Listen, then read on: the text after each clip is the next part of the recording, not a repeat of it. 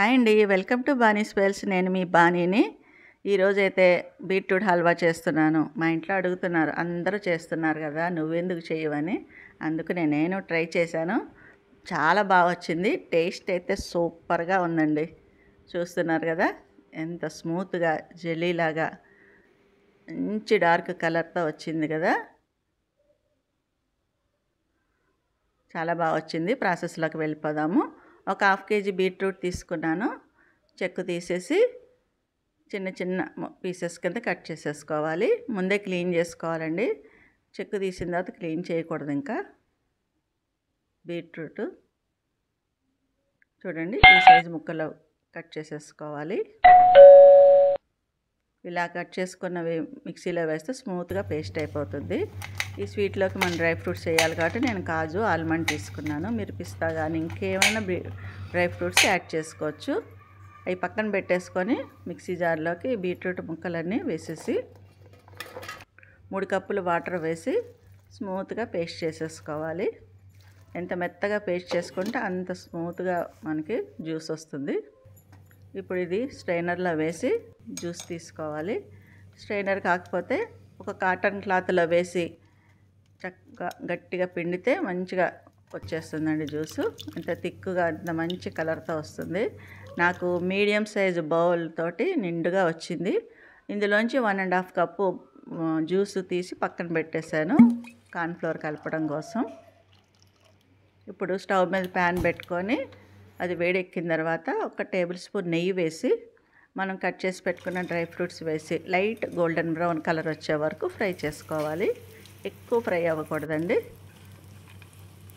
ఇలా ఫ్రై చేసినవి ఒక ప్లేట్లోకి తీసేసుకొని అదే ప్యాన్లోకి మనం తీసి పెట్టుకున్న జ్యూస్ అంతా, బీట్రూట్ జ్యూస్ అంతా వేసేసి అది మరిగే లోపల ఒక బౌల్లోకి మనం తీసి పెట్టుకున్న ఈ బీట్రూట్ జ్యూస్ వేసి కార్న్ఫ్లోర్ 2 టేబుల్ స్పూన్లు కలిపి లమ్స్ లేకుండా కలిపి పెట్టుకోవాలి. వాటర్లో అయినా కలపచ్చు, కానీ కలర్ తగ్గుతుందేమో అని నేను జ్యూస్లోనే కలుపుతున్నా. జ్యూస్ మరుగుతుంది. ఇందులోకి ఇప్పుడు మనం కలిపి పెట్టుకున్న కార్న్ఫ్లోర్ జ్యూస్ కూడా కలుపుతూ వేసుకోవాలి, లేకపోతే లమ్స్ వచ్చేస్తాయి. కలుపుతూ వేసుకుంటే చూడండి, వేస్తుండగానే తిక్కుగా అయిపోతుంది. బాగా మిక్స్ చేయాలి.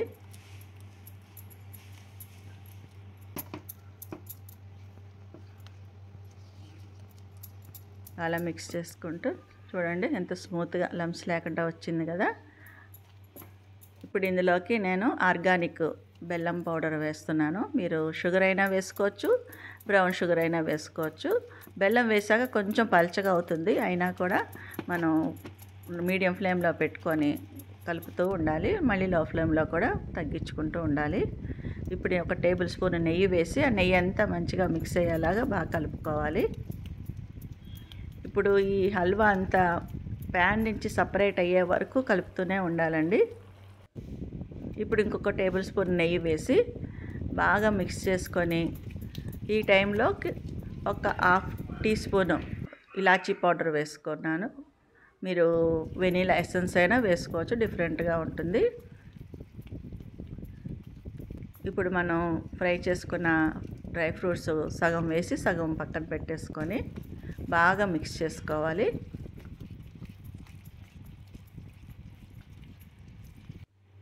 చూడండి, ప్యాన్ నుంచి సపరేట్ అయిపోతున్నప్పుడు నెయ్యితోటి గ్రీస్ చేసి పెట్టుకున్న బౌల్లోకి ఈ హల్వా అంతా వేసేసి మనం పక్కన పెట్టుకున్న డ్రై ఫ్రూట్స్ పైన వేసేసి బాగా సెట్ చేసుకున్న తర్వాత ఒక 2 అవర్స్ బయట పెట్టేస్తే చల్లగా అయిపోతుందండి. దీన్ని తీసి ఒక ఫ్రిడ్జ్లో ఒక్కొక్క 2 అవర్స్ పెట్టుకొని కొంచెం గట్టి పడుతుంది. అప్పుడు మనకు ఒక పీసెస్ కింద కట్ చేసుకోవచ్చు. ఫ్రిడ్జ్లోంచి తీసి ఇలాగ ప్లేట్లో పెట్టి ట్యాప్ చేస్తే స్మూత్గా వచ్చేస్తుంది. ఇప్పుడు మనం నచ్చిన షేప్లో పీసెస్ కింద కట్ చేసుకోవచ్చు.